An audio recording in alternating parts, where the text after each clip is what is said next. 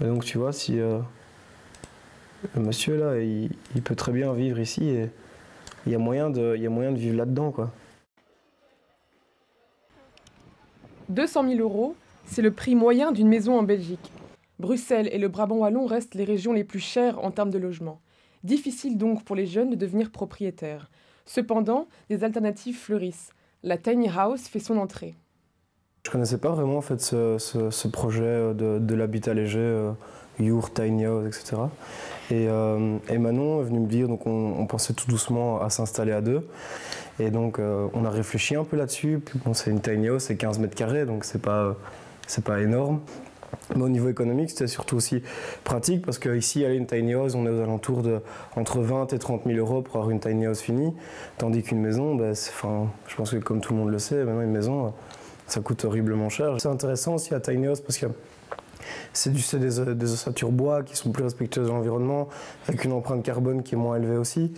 Et donc, je pense que le tout ensemble, tous ces arguments-là font qu'on est prêt à se lancer dans le projet et on veut vivre dans une tiny house.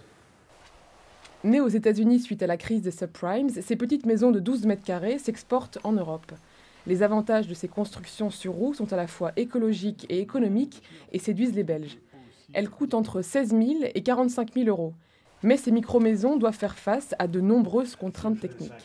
On n'a pas non plus envie de vivre coupé du monde, quoi. Donc on a envie d'avoir un accès à Internet, un accès à l'eau, un accès à l'électricité, donc qui pourrait se faire avec les maisons près desquelles on vivrait. Techniquement, le plus gros obstacle, c'est de rester dans la législation et de rester en dessous de 3,5 tonnes.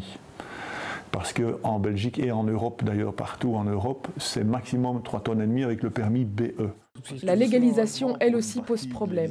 Aucune loi n'encadre précisément les habitats légers, ce qui place les propriétaires des tiny houses dans un flou juridique. Il y a une série de clauses très précises qui définissent ce qu'est un logement en termes de hauteur sous plafond, en termes de fenêtres, en fait, d'ouverture naturelle, en termes de cage d'escalier, etc. Donc il y a des choses très précises en termes de volume aussi.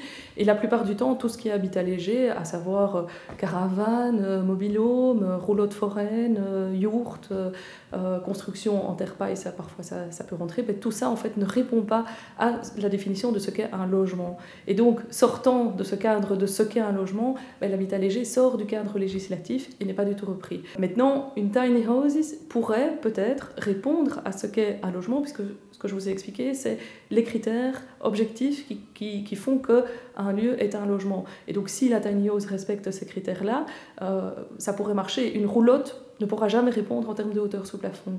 Une tiny house, pourquoi pas? Il n'empêche, une reconnaissance légale aura un avantage multiple. Un, elle va encadrer juridiquement, donc installer les projets dans la durée, va lever une espèce d'épée de Damoclès sur ces projets. Et deux, la loi va, au-delà de cette posture un peu défensive, cette loi, en reconnaissant l'habitat léger, va promouvoir celui-ci et va diffuser le modèle et va donner un message suivant lequel, oui, l'habitat léger est devenu une filière parmi d'autres d'habitat. Un autre problème, la domiciliation. Sans domiciliation, il n'y a pas d'existence administrative. L'exercice des droits sociaux et politiques se complique alors. Sauf que beaucoup de communes refusent ces domiciliations aux personnes qui habitent des habitats jugés bizarres, alternatifs. Si des gens souhaitent aujourd'hui vivre, eux, c'est leur choix, dans une tiny house, dans une yourte, dans une maison en terre paille, et qu'ils souhaitent l'occuper eux-mêmes, je ne vois pas pourquoi est-ce qu'on ne les autoriserait pas à réaliser ce projet de vie qui est le leur. Cet été, Julien et Manon construiront leur petite maison et joueront avec les limites de la loi. Les tiny houses attirent par leurs avantages économiques, écologiques et même idéologiques. Elles sont donc une piste potentielle à l'accès à la propriété. À la loi maintenant de les envisager comme telles.